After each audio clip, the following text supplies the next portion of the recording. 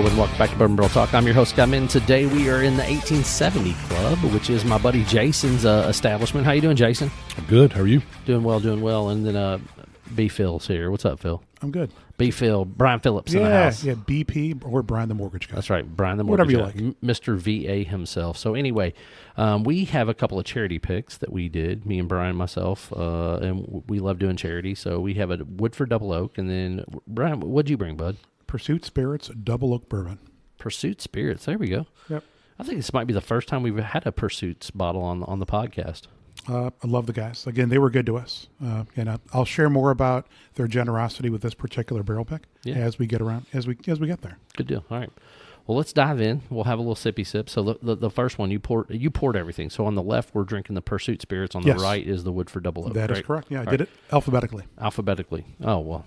All right. I'm going to go with that. Should we went in proof order? It's if you choose. I think we should go in proof order. Let's switch them. I'm also going to go back and forth and back and forth. That's fine. So Woodford will be first. So switch them. And that way it's on the left. And then we'll go left to right like reading a book, and we'll go from there. Because one's 90.4 proof, and then if I remember correctly, the Pursuit Spirits was like, 106, 108, something like that? Right. It's that very popular proof for individuals. 108. Yeah. So it's right at 107. Yeah, that's also consistent with the majority of that stuff. The nerds. Gotcha. Fair enough. All right. Woodford Double Oak. Let's get in, dive in, see what you get. Go from there.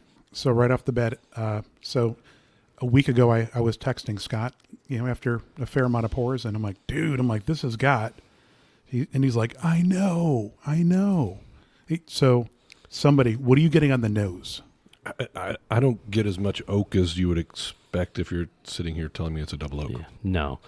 So it's weird. So I picked this one with a group of guys, and we picked it specifically because it was way off flavor profile. So for me, like Woodford is typically like bananas and this, that, and the other. And this does have the bananas, right? But anytime you get a double oak, you usually get a little more of that oaky like thing. This to me is like more like yeasty, bready, like banana nut bread, a little bit of caramel, some banana pudding, the wafers, yes, that's not banana pudding. That's another. That's vanilla pudding with wafers, right? Whatever that is called. Yeah, 100%. Yeah. And so something that we do when we nose this, we kind of go back and forth from one nostril to the next. Try nosing it with your mouth open and closed. It brings in a whole different variety of scent. And for years, I was not a huge fan of things that were double oaked because it was a bit like an ashtray. And I don't know if I have gotten better at whiskey or if they have gotten better. But now, just like this Woodford Double Oaked is fantastic on the nose. Like a text that I had sent to Scott is like, dude, this is like early 80s National Distillers. 100%. Yeah. It's got that like creamy, yeasty, like it's just got so much character going on with this thing. So not quite banana. If there was a Bananas Foster and a creme brulee that was combined, it has that sugary kind of that. Yeah. That now we have to try. Are you a baker? Because I am not. I would mess that up. So.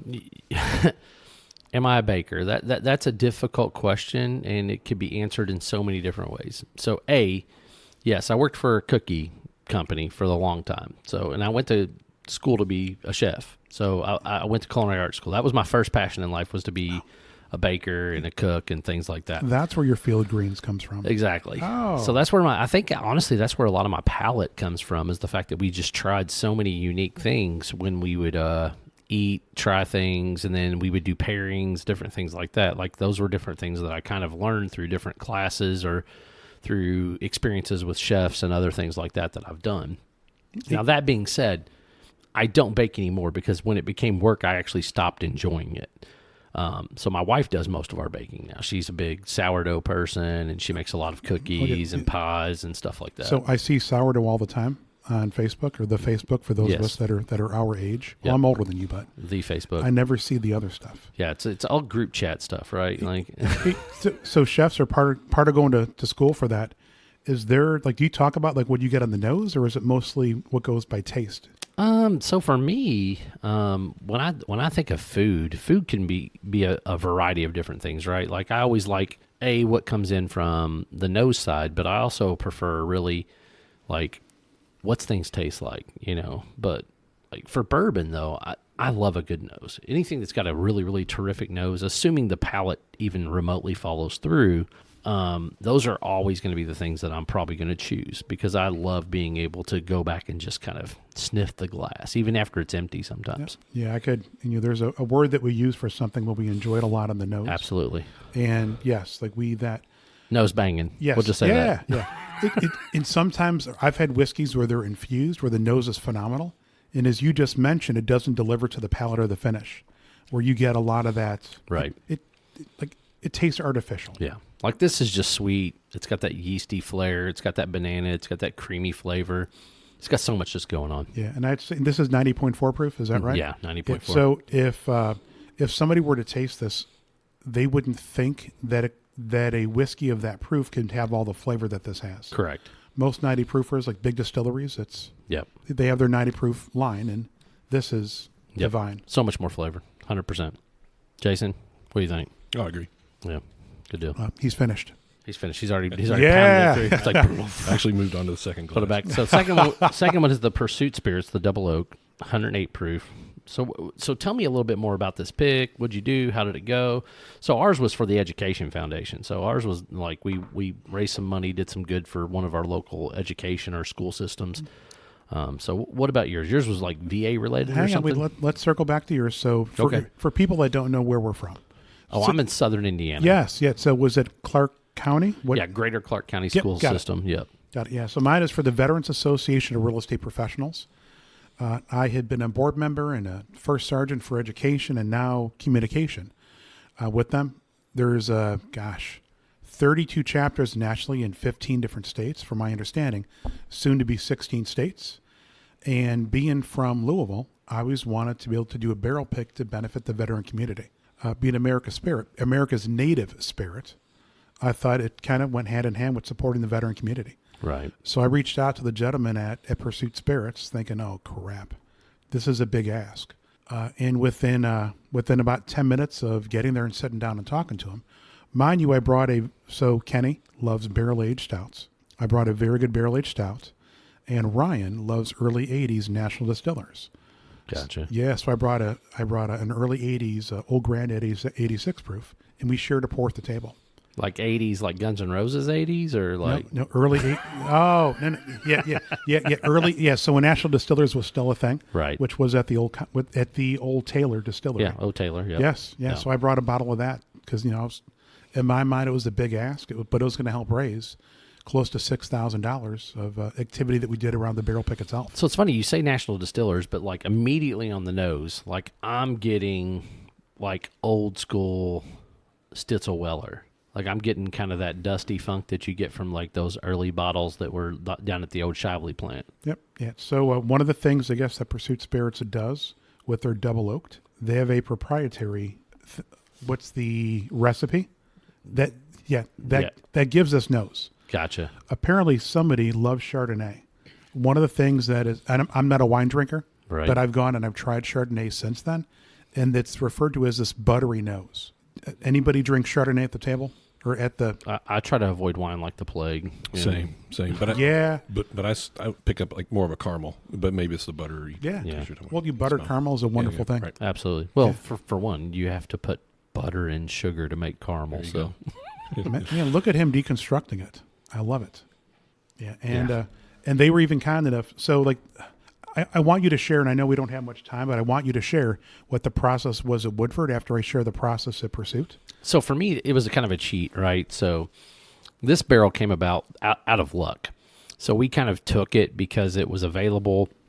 But basically, one of my really good friends owns a liquor store over in Louisville, and he's like, hey, dude, we had this situation come up, and Woodford, the woman who is our Woodford rep, lost her wedding band, basically is what it boils down to. She lost her engagement ring in the store.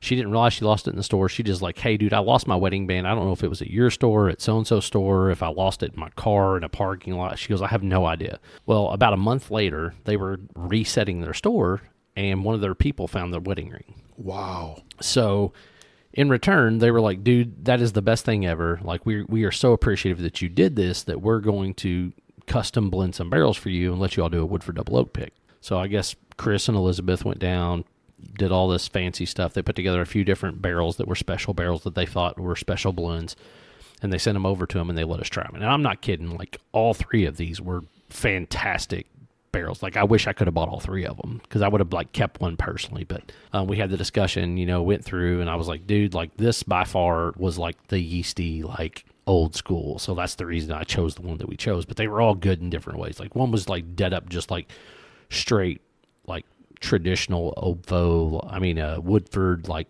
banana pudding and like banana Fosters, like that type of thing. And then you had one that was like rich banana, tons of caramel, and just a little bit of baking spice. And then this one was like this yeasty, old school, like you said, National Distillers flavor. Yeah, like bread pudding. Right. So we chose this one because to me it just like it was unique enough that I thought that people would really appreciate it. Yeah, it's pretty amazing that I guess that the master distiller is Chris considered the co-emeritus? So I think he's now kind of like the head dude of everything. I think he oversees what Elizabeth does at Woodford, and then also oversees what the new guy at Old Forester does. I can't think of his name right now.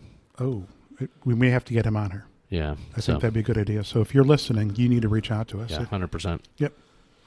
So this one's definitely got some nice like mouthfeel to it, and it's got a lot of flavor profile. Yep. Yeah. So one of the differences between Woodford Reserve is that they have from my understanding, it's a batch of a bunch of barrels that they secondary barrel.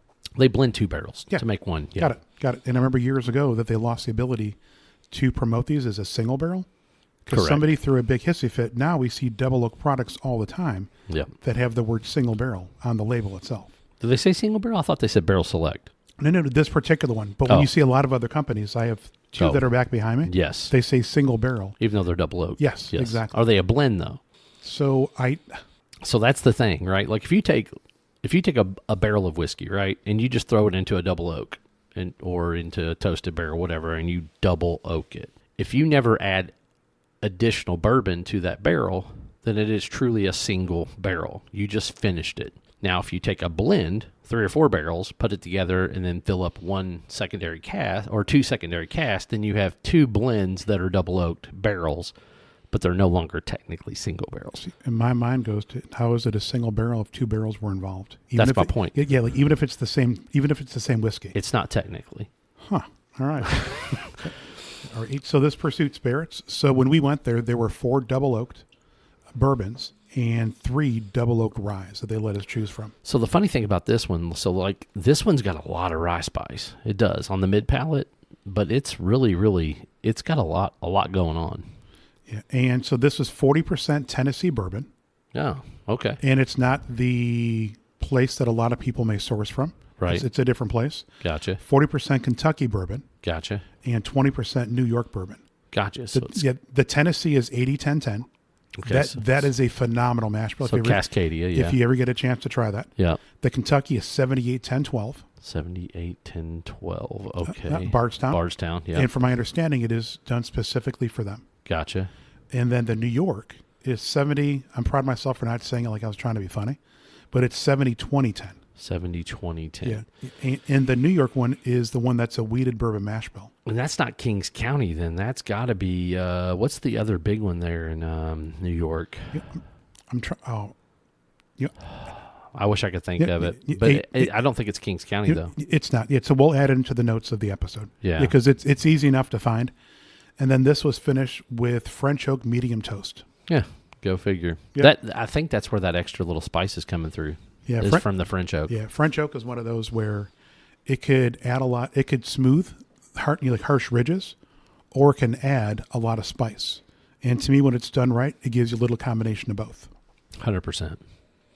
Yeah, it's like, so the nose in this one, it's, I don't get cinnamon often with things that are double oaked. It's almost like a cinnamon roll. Not a cooked one. When you are lazy like me and your family is accepting what the ones don't tell me you eat raw cinnamon rolls. No. Like with the ones that go that you pop. Oh yeah, the poppy on the scares can. people. Gotcha. Yeah, it smells like that. Yeah. But it's okay. I get what you. So you're getting that yeasty, doughy, yes. and with a little bit of that baking spice. Yeah, gotcha. Yeah. That makes more sense. When you said cinnamon rolls, I'm thinking like a full-on baked cinnamon roll. Not toasty, not buttery, not flaky. Yeah, no, I'm picking up what you're putting down now. I was about to say, dude, I just don't get that at all. But now that you said, like Pillsbury, like pop the can. Yeah, I get what you're coming from. Comfort. Yeah, like Fat kid. Yes, yeah, and then the French oak. So you know how much I adore Yeah. cognac. Yeah. When I back the nose away a little bit, Yep. that French oak comes across with a little bit of cognac on the nose, kind of that sweetness, Yep. where there's no sharpness to No, it. I pick up what you're putting down now. Yeah. Like I was having a hard time at first, but like I said, once you explained where you were coming from, I definitely get what you're saying. And I will tell you, I was all about getting a double oak rye. Like my mind had decided that. I spent a lot of time with the 3 rye barrels. And once we narrowed it down to 2 double oak bourbons and the 1 double oak rye, we went blind. And I'm like, I'm going to pick the rye. And of the 6 people that were there, and it was cool that I was one of 3 patriots. Everybody else that was there was a veteran. Right. That this was 5 of us selected this one, and only 1 person selected the other one, which would have been the rye that I would have wanted to get. So it's funny you talk about that, right? Like you talk about the fact that. So we only had 4 guys on our barrel pick. Mm-hmm. It was unanimous. Like it's funny how sometimes, and we were on a barrel pick today. We went to Old Forester. Me and there were 6 of us there, and we did 2 different barrels. We did a 100 proofer, and then we did a barrel strength. Oh, so jealous. The first one we were 100% unanimous. We all picked the exact same one. And the funny thing is, like, we eliminated the same one too, which usually that never happens. Like, whenever you have 3 or 4 barrels in front of you, and somebody's like, "All right, put up your finger on which one you want to get rid of." You always have somebody that's like, "Oh, I'm getting rid of 1," and somebody's getting rid of 2, or it's like everybody's getting rid of 2 except for like 1 outlier, and they're getting rid of 1 or 3 or whatever it is. And literally, for the 100 proofer, it was 100% unanimous. Well, we got rid of the barrel 2 immediately, and then we picked barrel 3, and it was just like that old school. And it's funny because I was glad that they went with that dusty note with a little bit of like fruit rather than like a traditional Old Forester. And the funny thing is, like 2 was traditional Oakvo. Like it was like 100% like bananas, like baking spice, all the stuff. Familiar, like 100% with a little bit of that yeasty flavor. So it was safe. Yeah. Number 1 was just like way off flavor profile. Like it was almost like turkey, which is funny. and so we got to the point and we immediately did that. And then when we did the barrel strength, it was funny enough. And the hard part is they gave us 3 barrels to choose from. We got to pick 1 at barrel strength and 1 at whatever. So there was a possibility we would have picked the same barrel. That's fun. I've never heard of that happening before. So we get there, we do through that, and oddly enough, the barrel that everybody disliked, which tastes dead up like Oakvo, ended up being the barrel we picked, which was barrel 2 from the first batch. So the one that we immediately eliminated, we picked as a barrel strength. So it was like crazy that it was that much that different, and it tasted that much better at barrel strength versus at 100 proof. Yeah, but it also goes to show you like what water can do and what cutting it down to a specific proof can do. Yeah, 100%. Yep. Like Proofing things down. Yeah, and I've gone to like the selections before where I brought a hydrometer, and they allowed me to cut the samples down to where we're going to bottle it at. Right. This way we tried it at barrel strength, and then we tried it at the bottling, and I wanted to do the bottling blind, and it's fun. All right. Not necessary. So the question is now, are we just going to rate each one of these, or are we going to pick one against the other? So I think we need to let them know if somebody wants to procure a bottle of these, how they can do so. Okay. Because I know that your charity foundation is sitting on a bunch. I think, well, not a bunch. I think we have like 5 cases left. That's a bunch. I get 30 bottles. That's okay. I mean, but 30 times. Yeah. Oh, yeah. 30 times the amount of the money. Right. Ding, Correct. ding, ding. Yep. Yeah. Same with us. It's a lot of money that you definitely are giving back to the charity for 100%. I mean, for us, basically you would just email me at bourbonbarreltalk@gmail.com, and then I would put you in touch with the right person. I just don't know that we ship. I mean, you would have to be somebody that's in the Louisville market. How about, so reach out to Scott. Let's see what we can figure out. Right. 100%. We won't break any laws, but if we can make it happen, we'll make it happen. Correct. Yeah. Yeah. I shouldn't say he. Yeah. I don't want to get involved in that stuff. Oh no, I'm now you're in it. I'm gonna make you package it. No, I'm just kidding. Yeah. And on my side, if you're interested in supporting the local chapter, which is Louisville Veterans Association of Real Estate Professionals, Brian the Mortgage Guy, Brian with an I, Brian the Mortgage Guy @gmail.com. Yeah, and the required donation for mine is $75. Yeah. That'll get it to you. Yeah. Ours is $80 on the donation. Yep, So. worth every penny. The money that was raised as a result of those goes to a phenomenal cause. Yeah, for sure. Yep. Yeah. In our case, we're able to send a veteran at a cost of $7,500 to Camp Cares, Oh, If for an individual that has PTSD, yeah. there is a place out in, I believe it's Montana. I could be so wrong, and I apologize if I am. It's either Montana or Idaho. I feel Yep. like And- I've heard about this Yeah, place. and if you've ever watched the movie Mending the Line, Right. it first came out on Amazon. Yeah. Fly fishing is very therapeutic to an individual with PTSD. Huh. The energy in the water and the standing and the focus on just an individual task and fishing itself is incredibly therapeutic. I can imagine that. They Yes. just say grounding is so good for you. Like if you just take your shoes and socks off and you just stand on like bare grass, You get like how much better your body feels connected to the earth. Yep, 5 days a week for me. If I'm having a shit day, I'll go home for lunch and I'll literally take off my shoes and walk around. Even when there was mostly snow, Right. I was getting all squishy squashy in my Really? Yeah, my dirty feet just walking around the yard. Look at you. Yeah, eating my lunch. That's awesome. Yeah, I'd be afraid to do that. My feet would be too cold. That's like fine. that's the one thing. If my feet get cold, I'm done. I'm too cold. just put a hat on. It wouldn't work. Do these beautiful bald heads of ours. We got to hold all that heat in. Fair enough. All right. So we're not going to pick a winner. I think either one that anybody wants is going to be a winner to support the veteran community. There you go. Or the schools, the kids. Yes. Got to support the kids. Absolutely. Yeah, that was not a guilt trip. I promise you. No, that's fair. No, 100%. So I think that's our episode of Bird Brill Talk. Then if you want to find us, you can find us on Facebook, the Instagram, or the X. Make sure you hit the subscribe button. That way, if you get those episodes, you get them as soon as they drop on Sunday mornings. This is Scott, Brian, and Jason signing off. Peace. To infinity.